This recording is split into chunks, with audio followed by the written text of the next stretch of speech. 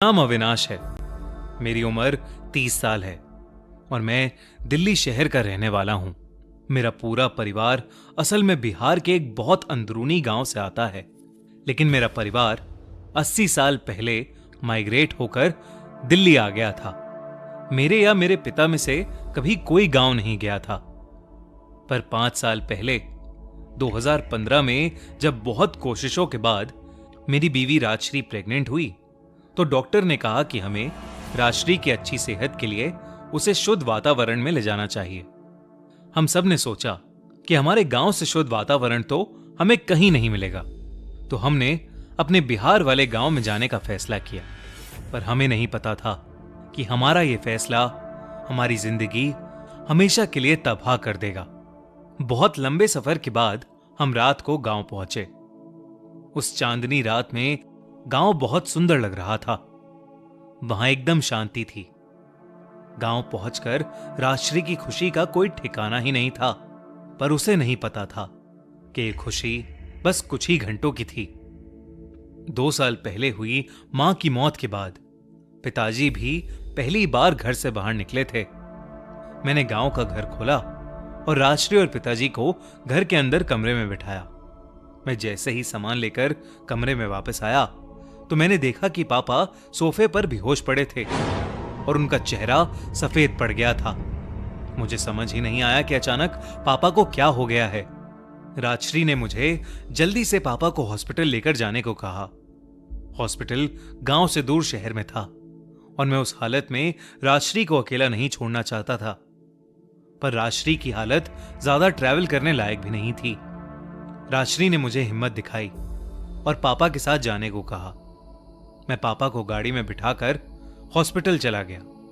पापा पूरी रात हॉस्पिटल में ही भर्ती थे।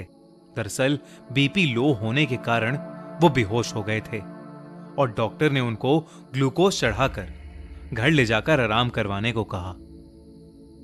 मैंने राजश्री को रात भर फोन करने की कोशिश की, पर उसने फोन ही नहीं उठाया। मैं अगली दोपहर पापा को लेकर जब घर गया, तो जो मैंने देखा वो बेहद ही अजीब और डरावना था। मैंने देखा कि राजश्री कमरे के कोने में खड़ी है और दीवार की तरफ मुंह कर अपने नाखूनों से दीवार को नोच रही है। ये देखते ही मैं अंदर से कांप गया। जैसे ही मैंने उसे आवाज दी, उसने दीवार खुरेदना बंद कर दिया और वो मेरी तरफ मुड़कर पापा के बारे में पूछने लगी, जैसे अभी कुछ हुआ ही नहीं था। मैं डरते हुए धीरे से उसकी ओर बढ़ा। मुझे लगा कि शायद ये सब स्ट्रेस का नतीजा है, तो मैं राजश्री को कमरे तक लेकर गया और उसे वहां सुला दिया। मैंने डॉक्टर को फोन करके उसको सब बताया, तो उसने भी राजश्री की हरकतों को थकान और स्ट्रेस बताकर राजश्री का खास ध्यान रखने को कहा। अगले 2 दिन कुछ नहीं हुआ। फिर एक रात अचानक से मेरी नींद खुली। राजश्री बेडरूम में नहीं थी। मैंने उसे पूरे घर में ढूंढा, लेकिन वो कहीं नहीं मिली।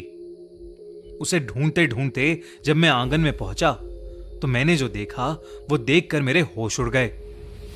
मैंने देखा कि राजश्री छत के कोने की तरफ उल्टी चल रही थी। वो साथ ही कुछ बड़बड़ा भी रही थी।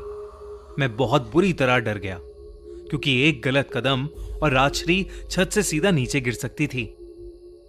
मैं भागकर छत पर गया और राजश्री को चिल्लाकर बुलाने की कोशिश की, पर उसको कई बार बुलाने पर भी उसने कोई जवाब नहीं दिया और अचानक ही वो बेहोश होकर गिर पड़ी। मैं उसके पास गया तो मैंने देखा कि उसे कोई होश ही नहीं था कि उसके साथ क्या हो रहा है। वो काफी डरी हुई थी और रोते हुए एक ही चीज कहे जा रही थी, वो मुझे और हमारे बच्चे दोनों को लेने आई है। उसकी ये बात सुनते ही मेरे रोंगटे खड़े हो गए और मैं समझ गया था कि ये थकान नहीं, बल्कि किसी बुरे साए की वजह से हो रहा है। मुझे कुछ समझ नहीं आ रहा था और देखते ही देखते राजश्री का शरीर अब तपने लगा था। मेरे पास और कोई चारा नहीं था, इसलिए मैंने आधी रात में ही गांव के सबसे बड़े पंडित को घर बुलवा लिया।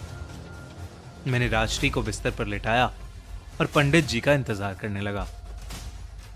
उनके आने पर मैं उन्हें लेने बाहर गया और जब हम लोग कमरे में वापस आए तो राजश्री अपने बेड पर नहीं थी। हम फिर से पूरे घर में उसे ढूंढने की कोशिश करने लगे, पर वो कहीं नहीं दिखी। मैं बेडरूम में वापस आया तो मेरी नजर हमारे कमरे की अलमारी के ऊपर गई और मेरा दिल दहल उठा। राजश्री अपने घुटने सर में दिए उसी अलमारी के ऊपर बैठी थी। उसे देखते ही पंडित जी भी बहुत चक्के रह गए और उन्होंने मुझे उस कमरे से निकल जाने को कहा। मैं राजश्री को अकेला नहीं छोड़ सकता था, लेकिन पंडित जी की बात भी नहीं टाल सकता था। मैं कमरे से बाहर जाने के लिए जैसे ही मुड़ा, वैसे ही ऊपर बैठी राजश्री ने अपना सर उठाया। राजश्री की आंखें काली पड़ चुकी थीं और वो एक डरावनी सी हंसी हंस रही थी। उसके हाथ में एक बड़ा सा चाकू भी था। इससे पहले कि कोई कुछ करता, राजश्री ने उस चाकू को अपने ही पेट पर जोर जोर से मारना शुरू कर दिया। चाकू मारते हुए वो बस हंसती जा रही थी।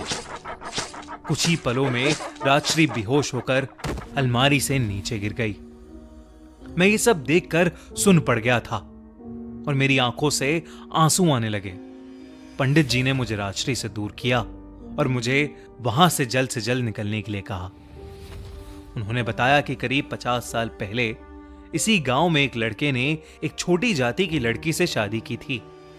शादी के 1 साल बाद उनका बच्चा भी होने वाला था, पर उस लड़के के घर वालों को यह मंजूर नहीं था। इसलिए उन्होंने उस लड़की और उसके पेट में पल रहे बच्चे को बेरहमी से मार दिया था। तब से लेकर आज तक हम गांव में कभी भी किसी गर्भवती महिला को अकेले नहीं छोड़ते हैं। कहते हैं कि उसी लड़की का साया किसी को भी मां नहीं बनने देता। ये सब सुनकर मैं तड़प तड़प कर रोया। मेरी जिंदगी उस 1 हफ्ते में पूरी तरह बर्बाद हो गई थी। मैं आज भी हर दिन अफसोस करता हूं कि मैं राजश्री को उस गांव में क्यों लेकर गया। अगर उस गांव में नहीं जाता तो शायद आज वो मेरे पास होती। दोस्तों, अगर आपको ये वीडियो और हमारी कहानी अच्छी लगी तो हमारे चैनल खूनी मंडे को सब्सक्राइब करना मत भूलना।